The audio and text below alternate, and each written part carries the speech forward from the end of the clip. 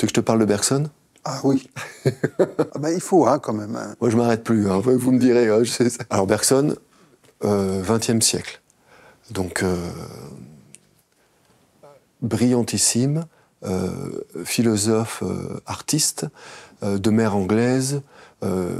Il adore le piano, il adore la musique, Bergson. Dans l'âme, c'est un artiste, en fait. Et donc, on a toute cette dimension sensible, déjà, au départ de son existence à lui, qui est intégrée dans son héritage d'être humain, familial, c'est inscrit en lui. Et il reviendra sans arrêt sur l'artiste. Qu'est-ce que c'est qu'un artiste? Et souvent, au moins au début de sa vie, il prendra l'artiste comme modèle de l'être humain accompli, et à la fin de sa vie, dans son dernier livre, il rajoutera le mystique. L'artiste et le mystique. Hein, dans son dernier livre, Les deux sources de la morale et de la religion, il réintégrera l'idée du mystique. Je crois que ce qu'il apporte par rapport à tout ce qu'on dit, c'est pas très éloigné de ce qu'on disait avec Spinoza.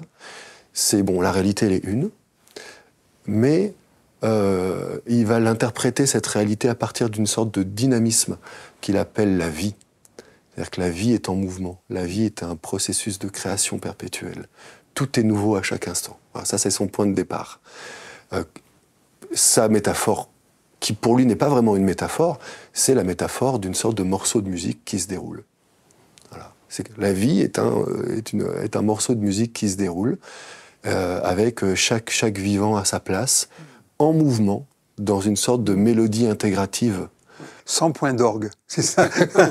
Ça ne s'arrête pas. Voilà. C'est ça, à l'infini. Alors que nous, on est... Alors voilà, mais justement, et c'est là qu'on retrouve un peu cette idée de comment se fait-il, si on était dans l'unité, puisqu'on y est, mais comment se fait-il qu'on puisse construire des systèmes mentaux qui, à un moment donné, font qu'on s'en coupe et que on va rentrer dans des trucs, des guéguerres, des rapports de pouvoir, on va se sentir menacé par Spinoza, machin, ou par d'autres philosophes ou mystiques. C'est là que Bergson va dire, eh bien justement, par rapport à cette réalité qui est, alors il appelle ça l'élan vital, il dit c'est un mouvement, je ne sais plus comment il dit ça, mouvement de création continue et imprévisible. Et il dit, voilà, donc on a une sorte de mélodie ininterrompue à l'intérieur de laquelle on participe. Et c'est vraiment clair qu'on y participe quand on est attentif à notre vie intérieure. Alors, il y a vraiment chez Bergson une intégration, une dimension introspective dès le début. La vie de l'âme, ça l'intéresse. Il se tourne vers l'intérieur et il prend conscience que cette durée de l'âme, ce qu'il appelle la durée, cette durée de l'âme, c'est un mouvement qui ne s'arrête jamais.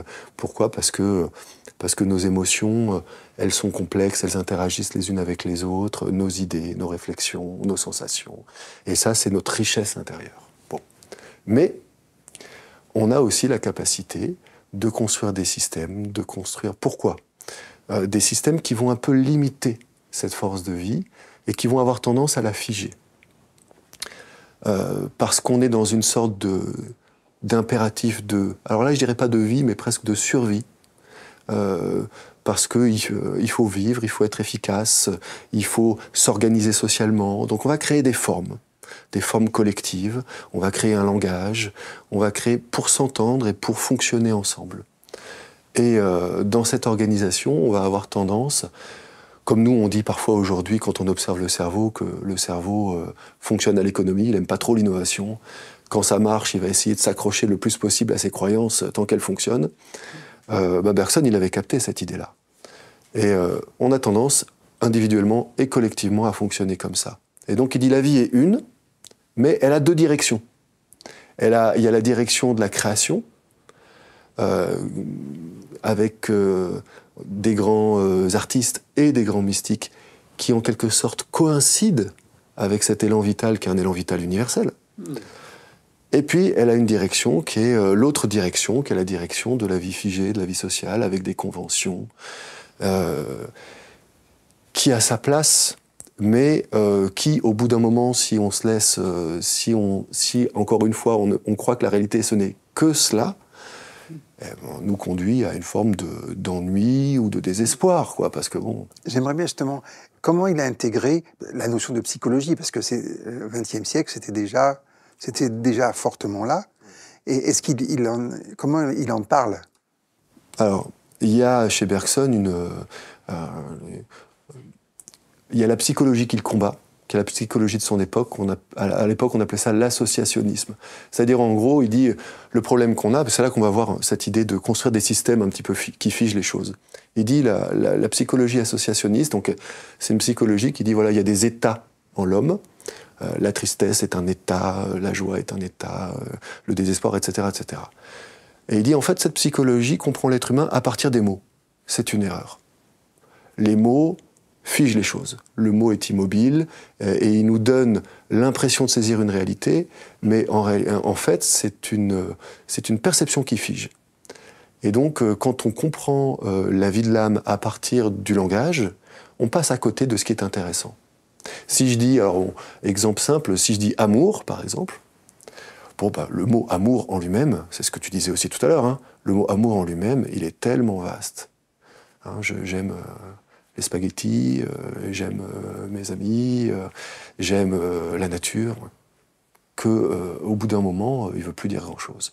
Donc j'ai une convention, j'ai un mot qui est un petit peu impersonnel et qui est utile hein, dans la vie, on en a besoin, mais qui ne permet pas de cerner ce qu'on est vraiment. Alors on a besoin, par exemple, des poètes, puisque Bergson aime beaucoup les artistes. Le poète, c'est celui qui va travailler la langue, qui va travailler le mot pour le redynamiser, pour faire passer un souffle dans le mot. C'est ça la poésie pour lui. Il dit le poète, c'est celui qui nous fait oublier qu'il utilise des mots. Ouais, comme Saint Jean de la Croix. Hein. Complètement. Je pense que tous les gens qui ont des véritables expériences intérieures sont amenés à travailler l'expression, alors la travailler pas forcément consciemment, hein, mais à innover. Parce qu'on se rend compte d'ailleurs que les grands mystiques, parfois, sont des gens qui ont nourri, en fait, et même modifié les façons de parler. Parce qu'ils ont, des fois, ils n'ont même pas fait exprès, hein, mais ils ont innové sur le plan de la langue. Voilà, donc le poète, il fait ça. Il prend des formes figées au départ, conventionnelles, et puis en travaillant la sonorité, le rythme, il va... Le grand poète, hein, parce que bon, hein, Bergson, il est quand même... tout le monde n'est pas poète, quoi. Hein. Il faut avoir une capacité intérieure. Ce qui fait un artiste pour Bergson, c'est... Ah, c'est ça, c'est la deuxième voie, hein. Tu parles de niveau psychologie. Hein, oui, c'est ça, tu as tout à fait raison. Non, mais c'est ça que tu as abordé, ce deuxième aspect de la psychologie. Tout à fait. À travers le poète, qui un jour deviendra peut-être mystique. Complètement. Et l'autre aspect de la psychologie, tu as tout à fait raison, c'est ce qu'il appelle la durée, dont j'ai parlé un tout petit peu tout à l'heure, c'est-à-dire être attentif au flux. C'est-à-dire que notre existence d'âme, presque au sens ce qui nous anime, c'est un flux. Et ce flux, il est qualitatif. Dans ce flux, tout se mélange, tout est un. Il y a un flux qui fusionne et qui n'est jamais le même. Et il se bat beaucoup, Bergson, contre en gros une forme de scientisme, c'est-à-dire cette emprise de la science sur la pensée qui a tendance à vouloir justement mettre de la quantité là où ce ne sont que des qualités. Hein, notre vie intérieure, elle est qualitative. Et en fait, si on intègre ce regard sur nous-mêmes, Bergson, il nous dit, mais on est porteur d'une richesse intérieure qu'on ignore. On est porteur d'une profondeur intérieure qu'on ignore. Parce que, à force de regarder les choses à partir des conventions, on perd de vue notre vie intérieure. Et on aboutit à une existence où on s'essouffle, quoi. On manque de souffle. Et donc on a cette idée de découvrir, en fait, cette richesse intérieure. Il y a encore un petit parfum d'émerveillement. Je te sollicite encore là-dessus, parce que... Totalement. Ah ouais, non, Bergson, c'est un philosophe de l'émerveillement. C'est un philosophe, même il parle de la grâce, Bergson. Oh là hein, il parle de la grâce comme une sorte de... Alors je sais, j'ai plus la formule en tête, mais il parle de ce... Pour lui, c'est un mouvement de vie. Elle n'est pas figée, c'est un mouvement de vie. C'est quelque chose qui anime. Comme on peut le dire même sur le plan, quand on voit un très grand, je sais pas, du patinage artistique, par exemple. On va dire c'est gracieux. Pourquoi on ne perçoit pas le travail? Il y a quelque chose qui est de l'ordre... Fluidité, voilà. C'est hyper travaillé, mais on a l'impression qu'il vient de l'inventer, le mouvement. C'est maintenant que ça se passe. Et quand c'est maintenant que ça se passe, ça veut dire qu'on coïncide avec cet élan vital. Alors, le paradoxe, c'est que pour coïncider avec cet élan vital, donc pour être dans ce présent de la création perpétuelle, ben, il faut quand même un peu de travail et de cheminement. C'est là où je vois le prof de philo qui est derrière. Mes élèves, travaillez quand même pour acquérir la sagesse. Non, pas acquérir, accéder à la dimension de sagesse. Oui, c'est plus joli. Oui, c'est ça. Mais en cours, quand on parle de ces choses-là, c'est sympa à la fois de leur dire il faut bosser, et en même temps que collectivement, comme quand on parle entre nous, ils puissent en ressentir quelque chose. Et donc ça motive. Mais c'est ça l'idée. C'est l'idée d'accéder à ce mouvement de grâce, on pourrait dire, qui est un mouvement, finalement de création.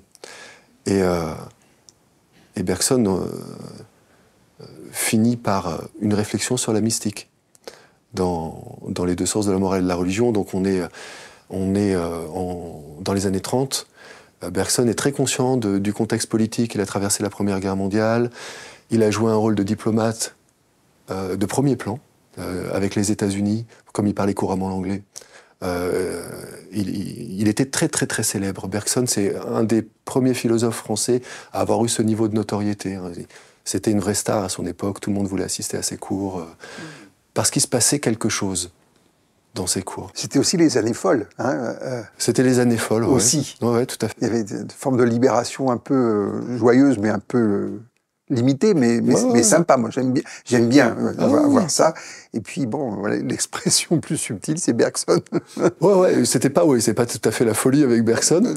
Il dansait pas le French Cancan, lui. Hein. Je crois pas. Je connais pas tout, mais je crois pas. Et donc, il est conscient du contexte politique. Il est conscient de la montée du nazisme dans les années 30. Il est lui-même d'origine juive, même s'il n'est pas juif au sens religieux du terme. Et il se penche sur la mystique. Et quand il dit les deux sources de la morale et de la religion, on retrouve ces deux directions. Ce qu'il appelle la religion dynamique, c'est la religion des mystiques. La religion dynamique, c'est la religion, il dit voilà, on a besoin que fréquemment des grands êtres, c'est-à-dire des êtres qui sont capables de se laisser en quelque sorte d'abord transformer, presque reconfigurer par cet élan vital, pour ensuite être porteurs d'un souffle dans l'humanité. On a besoin que ces grands êtres viennent régulièrement inspirer les autres humains.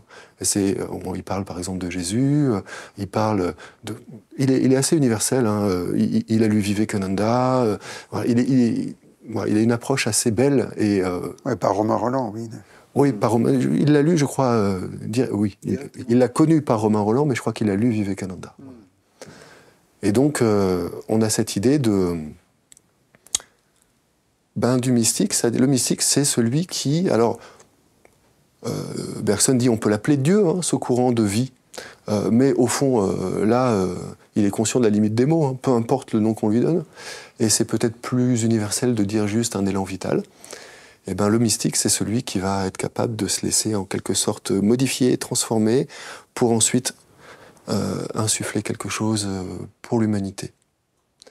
Et on rejoint quelque chose que moi j'avais trouvé dans le soufisme, que j'aime beaucoup, où les soufis ils décrivent une sorte de courant de vie qui est semblable à un fleuve, qui va à un moment donné s'immobiliser, qui va former je ne vais pas dire des flaques, mais des petits des points d'eau, quoi. Voilà, il y a des petits points d'eau qui vont se former, l'eau se retire, et il y a des points d'eau qui se forment. Et les soufis disent, bon, ça c'est les religions. Et le mystique, c'est celui qui se remet dans le flux, quoi, et qui remet les choses en mouvement. Mais on le voit bien, chez Bergson, la création, c'est toute personne à tout moment. Un chef d'entreprise, il parle de ça aussi, Bergson, un chef d'entreprise qui est créateur dans son domaine, il est animé par une joie, au sens de Spinoza, il est animé par une joie, et il est dans ce courant-là. Il n'y a pas de séparation.